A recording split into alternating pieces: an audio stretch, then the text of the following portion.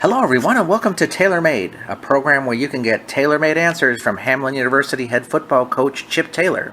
Answers about such things as the Pipers football program, football or sports in general, or about life issues that you wish the coach to share his insights about. In our first episode, the coach shares his thoughts about the Pipers football program through the first 2 weeks of the season. He discusses his thoughts on player safety, and we learn a secret talent about Coach Taylor. So let's get right to Tailor Made. So let us welcome Coach Chip Taylor. Coach, we're just first of all beginning our inaugural show with you, so let's begin by having you provide us with some team updates with the team itself. The team's doing well. Coming out of an early 2-week stretch, and now we're into our bye week. We've got guys, for the most part, we're healthy, so we just have to continue to keep working and focusing on the fundamentals and the techniques of their positions. And I think we're looking forward to the rest of the 8-week stretch here. So fans get a little opportunity to know a little bit more about you. Tell us, what about Hamline University first intrigued you to come here as an assistant and now kept you here as a head coach? What intrigued me was, my former predecessor. We worked together at Bucknell, and we had a really good relationship. So when he offered me to come out to be the defensive coordinator, it was a hands down.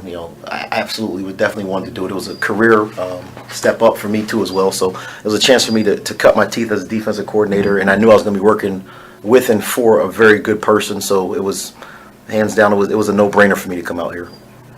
What made it so that you thought, okay, I'm going to stay here as the head coach for sure? Again, people. As I was here for 3 years, I got a chance to meet to work with our athletic director, and I got a chance to meet our new president. And I'm a big people's person, so I just felt like this administration would be very good, very strong. They care about our scholar athletes, so I just felt like it would be a really good fit for me to be the next head coach here at Hamline. What's your philosophy related to young men, where you're not only trying to improve them as players on the field, but as young men in general? Yep. My overall philosophy is, everybody wants to be a part of something. Everybody wants to be cared about is the way I feel. So, in order for us to be good football coaches, we have to first let our players know we care about them. So, it goes back to people. This is a people business. You can't field a football team without guys on it. You're not going to have guys on it unless they feel like the environment's right, the culture is good, and you care about them. So just letting the guys know that it's more about life after football, and then we can teach football with and those guys understanding that it's just bigger than just the football part. We want to make sure we're teaching about life skills too. A lot of parents out there are wanting to ensure that their son is getting off on the right foot by getting the best kind of education and maturation in general. What are some things that you want them to know about why Hamline is such a great choice for them?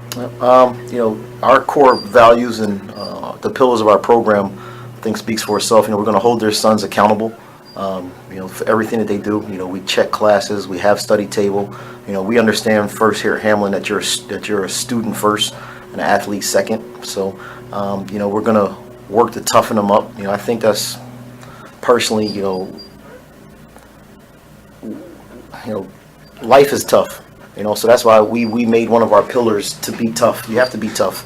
It's going to be ups, it's going to be downs in life. So we feel like if we can, have a culture that is a tough culture, it'll help those guys when they get out of here. And then selfless, we want those guys to be, to want to do it more for the person next to them, or even their coach more than they want to do it for themselves. Same thing with the coaching staff. We want our coaching staff to be selfless too as well. Now, you've been here a few years, so you clearly know that the MIAC is one of the toughest conferences in Division III football. It's been dominated by Bethel, St. John's, and St. Thomas for quite a while. What is it that you need to do to get Hamline up to that same level with them? Sure. That's a good question. I think we're on the right path.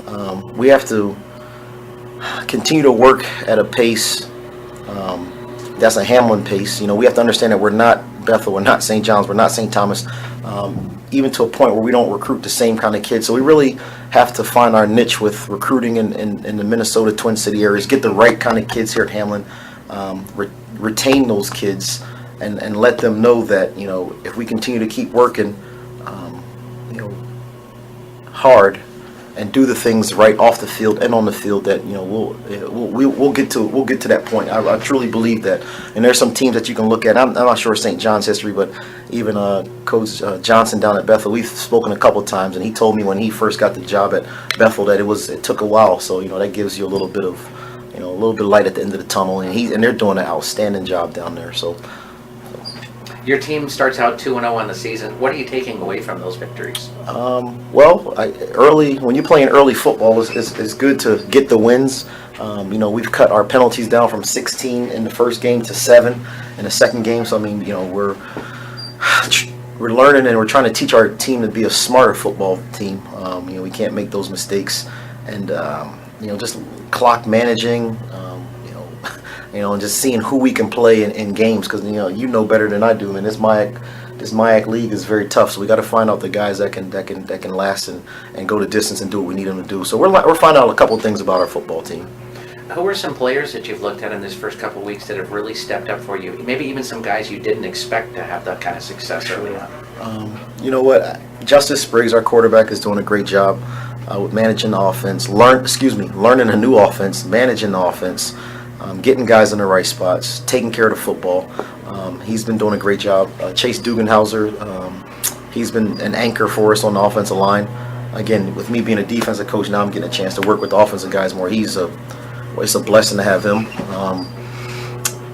Josiah Harris is a surprise for us. I always knew he was good last year, but now again, getting a chance to work with him more. He's very dynamic with the ball in his hands. On defense, number 9, Mitchell Madey, is a very, very good football player. Does exactly what you ask him to do. Johnny Wynn, number 4, a linebacker for us, is doing a great job. And then Anthony Hill and Zach Swalback are anchoring our secondary. You're heading into your bye week. So is this a time that you allow your team to have a little bit more time for themselves, or is it business as usual here at Hamline?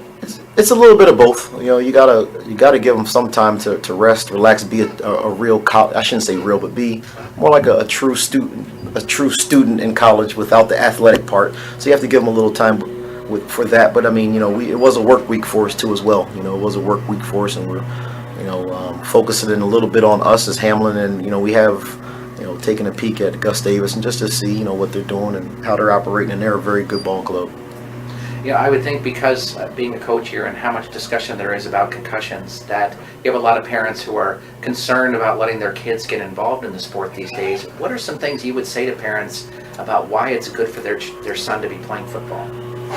And I think football, personally, I think football's one of the best sports around. It just teaches so many life skills. And if you're training the correct way, if you're hydrating the correct way, if you're tackling the correct way, knock on wood, we've been, luckily concussions have not plagued us this year, but it's a great sport. It's just, you got 11 guys from all over the country getting in one huddle, fighting to do one common goal. So, it's not too many sports that you have that. It's not a lot of individualization in football. Although you do have to win your individual battles at times, but one person can break down and now a play doesn't work. So I just think it's the ultimate team sport, and it teaches so many life skills for our guys. And I think it's a great sport, and parents should definitely let their kids play football. I thought fans may be interested to know, how did you get the nickname Chip? Well, my name is Charles. My dad's name is Charles. So, and instead of my mom calling us both Charles or Chuck, she came up with the name Chip. So I guess I don't know if it was just a name that she came up with. And, I guess she didn't want to call me Charlie or Chaz, so Chip stuck. Our last question for you this week is, what's a talent or skill about Coach Chip Taylor that maybe nobody knows about? One talent that no one probably knows about, or not many people know, is I'm a very, very good cook. Very awesome. good cook. Do you have a specialty? I do a lot of Caribbean dishes. So I do enjoy cooking. So does that mean you like the spicy stuff? I do. Yeah, I do. Jerk chicken is good, and gosh, what else? Curry goat's good. And, so just things from the Caribbean. So I'm a good cook. So that's great. Thanks for joining us this week, Coach. Thank you. Oh, that's pretty cool. We want to thank Coach Taylor for joining us on Taylor Made this week. If you have your own questions you'd like to ask the Hamline University coach, please send them to us at chiptaylor@minorleaguesportsreport.com. That's Chip Taylor at minorleaguesportsreport.com. Please have your questions to us by Wednesday evening so we can give the coach a little time to review them before we record the show.